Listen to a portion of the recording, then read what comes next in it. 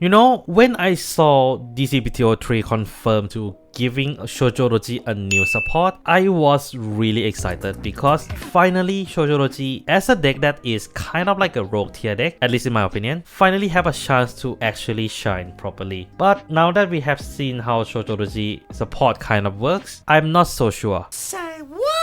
It is better in certain aspects, but there are some aspects that I feel it is definitely not worth sacrificing. But in all fairness, I am not a good Shojodoji player, so the opinion here might be a little bit biased or at least uneducated. So if I make any wrong statement for this video, I'm sorry, and do leave in the comments below on what you guys think about it. So before we get into talking about the new Shojodoji, let's talk about some of the support surrounding him first, because I think there are actually quite a good upgrade. Starting off with the very first one, we have the unit that seems to be more like a Triumph Dragon support, but it's actually Shojodoji, Stealth Beast Rokurai. This unit gets ability where when boost and if your Vanguard is grade 3 or greater Shojodoji, you can put a card from your hand into your soul, choose a face-up card in your opponent's bind zone and put it into your drop. This is actually quite irritating for your opponent because of the fact that now the Shojodoji control effects is actually control for real because you are sending cards to drop zone. Of course, some deck will take benefit of the card being sent to drop zone, but most of the deck doesn't really have a way to get around it, so this can get very irritating. The only drawback with this card is the fact that you are minusing 1 without getting +1. So unless there's another stealth beat that helps you to get more draw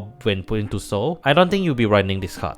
My disappointment is immeasurable. What I would say is actually a huge upgrade though is definitely Fujian Stealth Rogue Kinran. This card has the same skill condition as Rokurai, so when boost your Vanguard is Shojodoji with grade 3 or greater, but this time around you are putting 2 Vanguard with stealth in their name, including himself, in the same column as this unit into your soul. And then if you do so, you can choose grade 2 or greater unit from your drop zone with the name stealth, add it back to your hand. Hey, that's pretty good. This is great because this means that you can actually discard your Shojodoji early and use Kinran's skill to actually fetch it back to prepare for the personal right, or any of the other grade 2 or greater stealth card that actually help in building the board. Things like Isasao and a brand new grade 2 stealth that is kind of specific to Shojodoji when it comes to the utility that it does bring, and that is Stealth Dragon Ogi Jishi. This card has 2 skills, where the first skill is a little bit similar to Folktale, where when placed on Vanguard circle, you can look at top 5 of your deck, choose 1 stealth card among them, put it into your soul, and if your opponent Vanguard is grade 3 or greater, this unit gets 5k. Then when this unit is put from Vanguard circle into your soul during your battle phase, counterblast 1, choose 2 face-up cards in your opponent bind zone, send it to drop, and you as a player gets, or your front row with stealth gets 5k until end of turn. Why, that's very good. This is a great card because of the fact that for one, it works actually quite well into the original Shojodoji because you can just send 2 of card that you bind by the original Shojodoji into your drop zone, on top of giving additional power to the board in general. And the fact that Okijishi is also a decompression unit is also great, especially with that additional 5k. The only concern I have is that it still hit like a wet noodle, especially if you're considering the brand new form of Shojodoji, Cloud Water Fleet Float Stealth Rogue Shojodoji. It is safe to say this Shojodoji has turned from fire type into a water type, but is the skill actually good? Well, it has 3 skills, where it is also treated as peak personage stealth rogue Shojodoji, the OG, and then act once per turn energy blast 3, bind 3 stealth rearguard from your soul, choose 2 of your opponent rearguard circle, bind all the card on the chosen rearguard circle, then your opponent has to choose 1 card on the hand, bind it. At the end of turn, your opponent puts them back to hand. And then, the most important of all, when this unit attack or is being attacked, put 2 rearguard into your soul, choose up to 2 stealth units from your bind zone, call them each to front row and back row rearguard circle, but if it is during your opponent battle phase, those cards will be put into guard circle instead.